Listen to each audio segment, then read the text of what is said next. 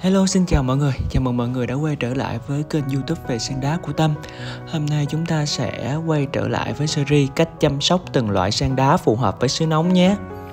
Không nhiều những loại sen đá có thể sống sót qua được cái mùa hè ở xứ nóng khi mà nhiệt độ có thể lên đến hơn 40 độ C. Có những cái loại sen đá mà các bạn rất là thích trồng, tuy nhiên ở cái khung nhiệt độ không phù hợp thì cây vẫn sẽ không thể sống được. Vì vậy đối với những loại sen đá ở vườn mình, chỉ khi Tâm trồng chúng thật sự sống qua được mùa hè thì Tâm mới có thể chia sẻ với mọi người để mọi người có thêm được cái sự lựa chọn. Loại sen đá mà Tâm sẽ giới thiệu với mọi người hôm nay là họ hàng của hạt trắng. Một loại sen đá mà các bạn cực kỳ yêu thích vì lớp phấn dày và những tầng lá siêu to. Em ấy chính là hạt lai. Hạt lai là con lai của em hạt trắng và la ui.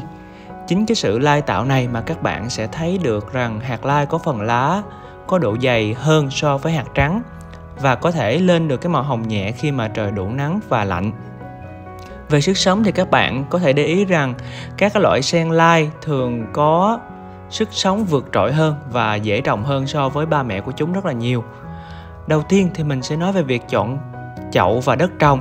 Về phần chậu, mọi người sẽ thấy rằng hạt lai có tốc độ lớn nhanh tương tự như hạt trắng, do đó các bạn nên chọn chậu có mặt chậu rộng và có kích thước to hơn cây khoảng 5 cm với độ cao vừa phải.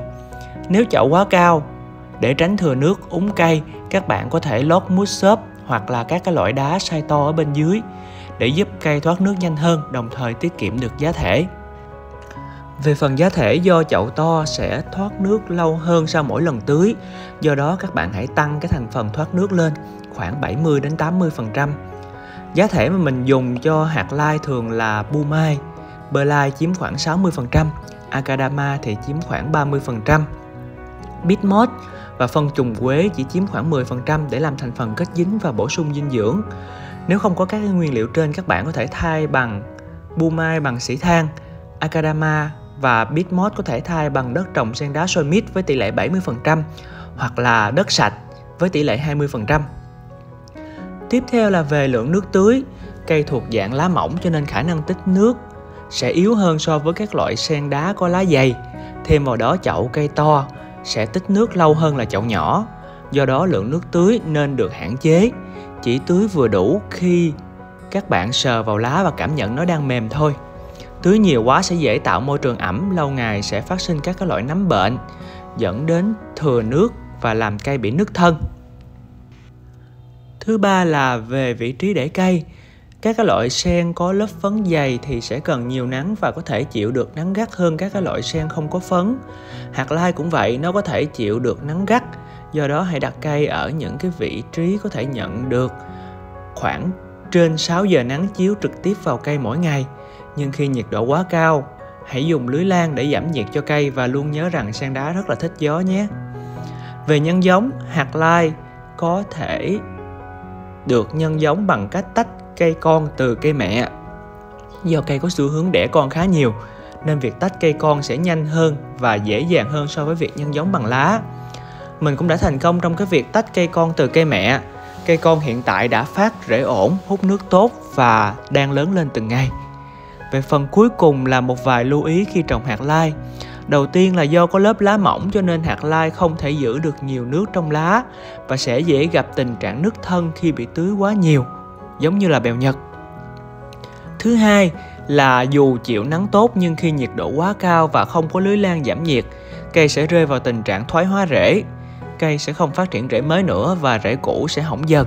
Thay vào đó, các bạn hãy cẩn thận với cái nhiệt độ cao nhé.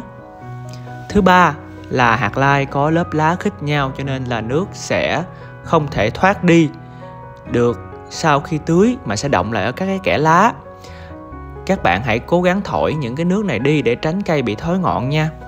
Thứ tư là do chọn chậu quá nhỏ thì so với cây sẽ bị thu nhỏ kích thước so với ban đầu. Đây là cái lý do mà các bạn mua cây to về bị thu ngắn lá và nhỏ lại. Ở cái khí hậu lạnh thì cây sẽ không cần dùng nhiều sức để giữ nước, cho nên việc trồng chậu nhỏ cũng không có ảnh hưởng gì nhiều đến cây. Tuy nhiên ở cái khí hậu nóng, cây sẽ phải dùng nhiều sức hơn để giữ nước vào mùa nóng. Vì thế cây sẽ có xu hướng nhỏ lá lại nếu không được tưới nước đầy đủ. và chậu quá nhỏ không đủ chỗ để rễ phát triển thì cây cũng sẽ nhỏ sai lại dần. Thì trên đây là những cái kinh nghiệm của mình khi mà trồng hạt lai ở xứ nóng. Đây là một loại sen đá đẹp và phù hợp với khí hậu nóng nếu được trồng và chăm sóc đúng cách. Nếu các bạn có những thắc mắc gì có thể để lại bên dưới bình luận, mình sẽ cố gắng giải đáp cho mọi người nếu mà mình biết.